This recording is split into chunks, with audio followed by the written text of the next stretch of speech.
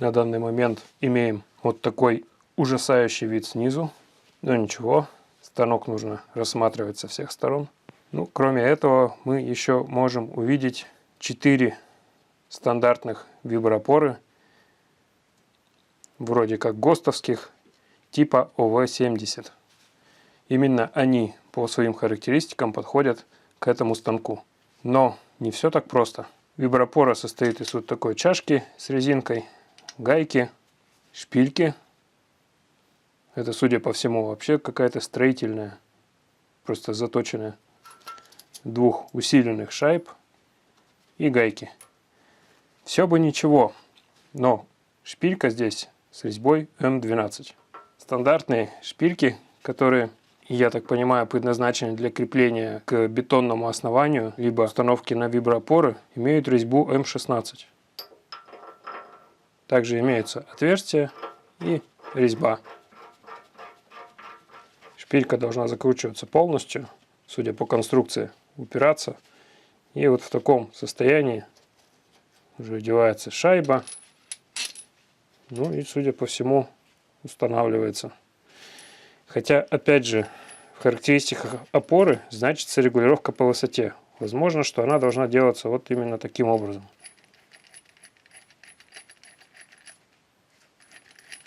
Но как-то это все, очень хлипко и ненадежно. Либо тогда уже нужно устанавливать гайки, скорее вот сюда, чтобы можно было регулировать по высоте. Но, скорее всего, регулировка планировалась именно вот таким образом, упором шпильки. Корпус при этом будет упираться вот в эту втулку, гайку. Как-то это все вообще ненадежно. В общем, я уже заранее закупил вот такую вот, так и хочется сказать, строительную шпильку. Но эта шпилька повышенной прочности, насколько помню, класса 10,9. Она мне пригодится для изготовления новых шпилек с креплением нормальным на раму, ну и возможностью регулировки. Точнее говоря, запасом по длине, для того, чтобы можно было регулировать. Есть еще один нюанс. А именно недостаток длины. И как эти шпильки должны крепиться на ЕЖ, несмотря на то, что они подходят по весу, непонятно совершенно. Поэтому я сразу практически решил, что нужно делать новые шпильки. Единственное, что раз у нас повышенный класс прочности, значит резьбу, скорее всего, придется будет резать резцом. Резьбу, которая будет закручиваться вместо вот этих стандартных шпилек. В общем, ничего не получается просто взять, купить и поставить. Можно, конечно, прилепить как-нибудь, но...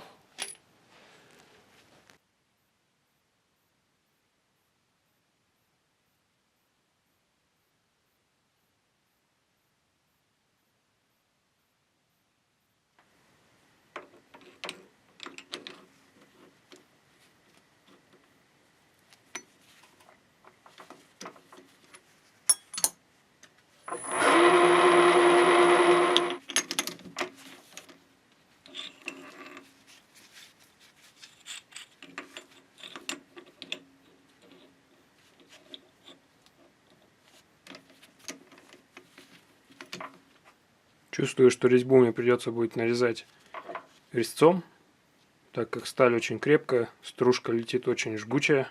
Поэтому сначала все шпильки проточу, потом уже заменю шестерню в гитаре и отдельно буду нарезать резьбу на всех 4.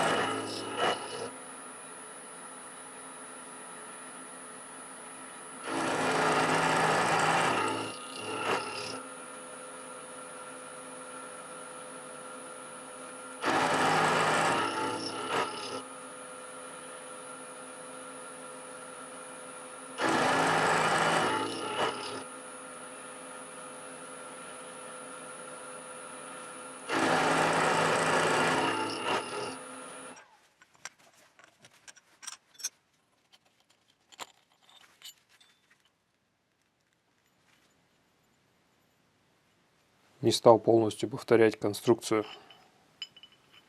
стандартных шпилек, где головка имеет 4 проточки.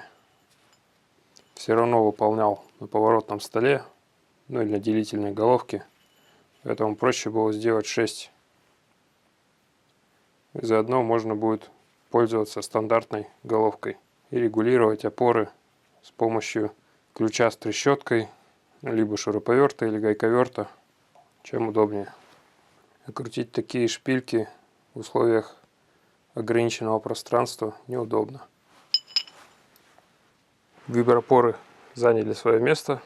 Расстояние от опоры до низа станка получается более 50 мм. И как видите, здесь еще есть значительный вылет. Такая расширенная регулировка будет просто необходима этому станку, так как станок будет ставиться на относительно неровную поверхность. И останется только сверху зафиксировать все это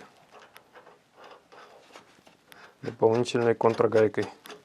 Но пока никакой регулировки опор не производилось, так как станок, как видите, приподнят над землей. Это все будет делаться позже. Ну, а основная работа по установке виброопор завершена. Следует отметить, что виброопоры установлены именно в резьбовые отверстия. Рядом имеется точно такое же отверстие, но без резьбы. Отверстие без резьбы находится ближе к центру. Естественно, устойчивости станку это точно не придаст. Ну и резьбы в отверстии на всю толщину станины будет более чем достаточно. И куда надежнее, чем бы стояла снизу гайка. Ну и сверху, соответственно. Хотя, возможно, что регулировать вот в этих отверстиях опоры было бы проще. Ну, тут уж стоит выбрать надежность. Под передней бабкой опоры устанавливаются точно так же, с единственной лишь разницей, что располагаются они спереди и сзади, а не сбоку.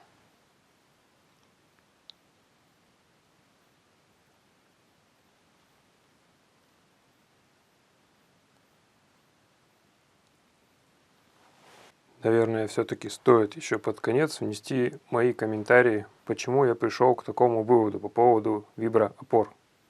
В этом случае обратимся к моему чисто гаражному творчеству. На клочке бумаги я схематично нарисовал станок. Вес станка 1 100 тонн, ну почти. Следовательно, его вес подходит под 4 виброопоры типа ОВ-31. Под минимальный вес, с которыми могут работать данные большие опоры, 250 кг. Но я думаю, что не все так просто. И тут, мне кажется, вы со мной тоже согласитесь. Из чего у нас состоит станок?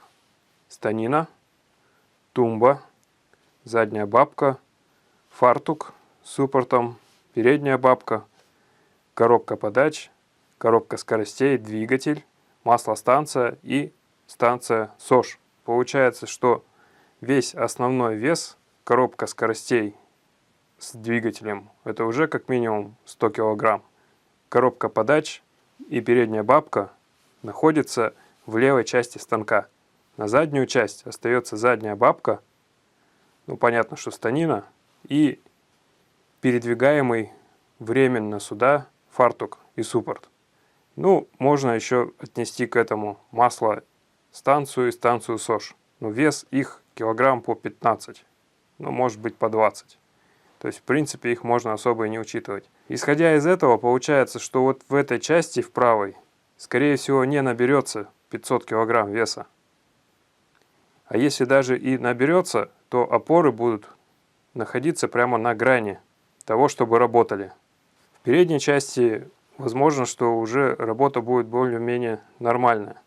Ну и исходя из этих предположений, можно сделать вывод, что сюда нужно ставить именно более маленькие опоры, типа УВ-70.